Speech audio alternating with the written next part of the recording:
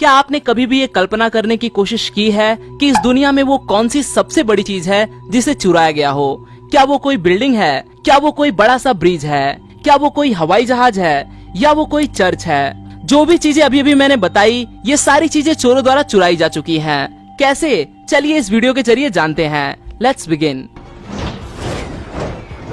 Number 5, 56 ton kilogram का bridge.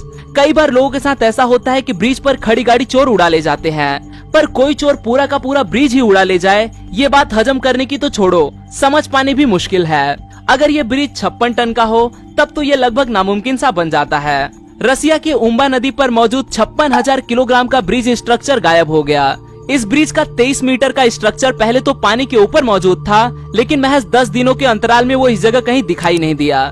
Russian social media के जरिए ये मामला जब लोगों के सामने आया तो इसकी अच्छे से छानबीन की गई।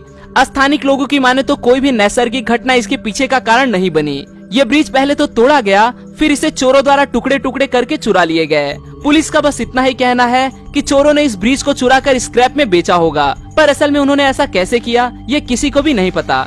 Number 4, Empire State Building. नहीं दोस्त, मैं ऐसी चोरी की बात नहीं कर रहा जिसमें चोर पूरी बिल्डिंग ही उठा ले जाए, लेकिन मैं ऐसी चोरी की बात कर रहा हूँ जिसमें बिल्डिंग का मालिक चोरी से रातों रात बदल जाता है। अमेरिका की वर्ल्ड फेमस बिल्डिंग जिसे एम्पायर स्टेट के नाम से जाना जाता है, इस $2 बिलियन कीमती बिल्डिंग को न्यूयॉर्क डेली न्यूज इस न्यूज़पेपर कंपनी ने महज 1.5 घंटे में चुरा लिया।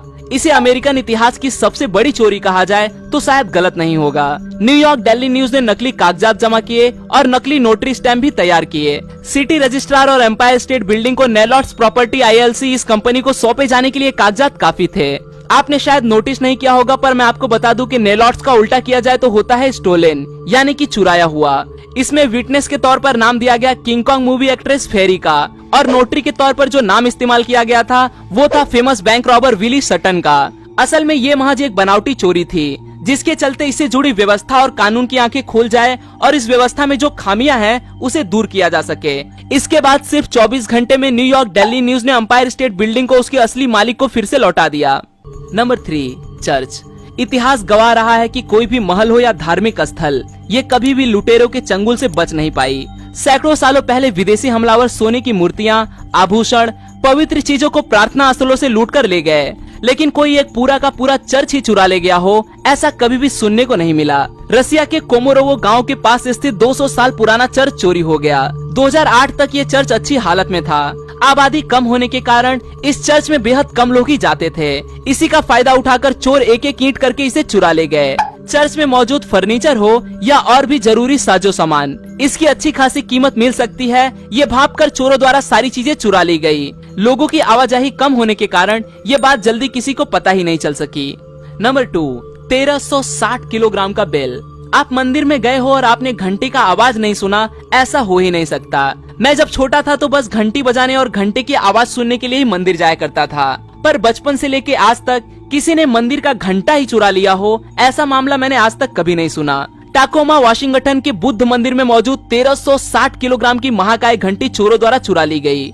चोरों ने ऐसा कैसे किया, इसकी कोई कल्पना किसी ने भी नहीं की थी, क्योंकि इतना वजनी घंटा ले जाने के लिए इन्हें कड़ी मशक्कत, बड़ी सी क्रेन, मैन पावर, काफी ज्यादा सज्जो सामान और बड़ी सी गाड़ी की जरूरत पड़ती।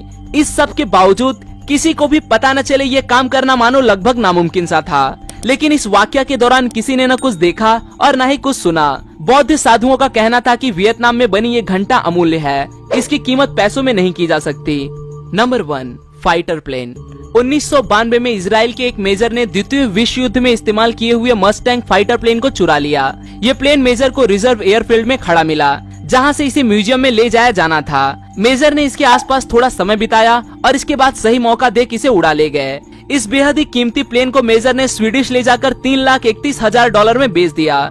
इजराइल को ये प्लेन कहाँ ले जाया गया है, इसके उन्हें कोई कल्पना तक नहीं थी। ये प्लेन तब तक खोजा नहीं गया जब तक इसमें इंटरपोल का हस्तक्षेप नहीं हुआ। इंटरपोल के रिपोर्ट के बाद ही पता चल सका कि इसे स्वीडिश कंपनियां इस्तेमाल कर रही हैं।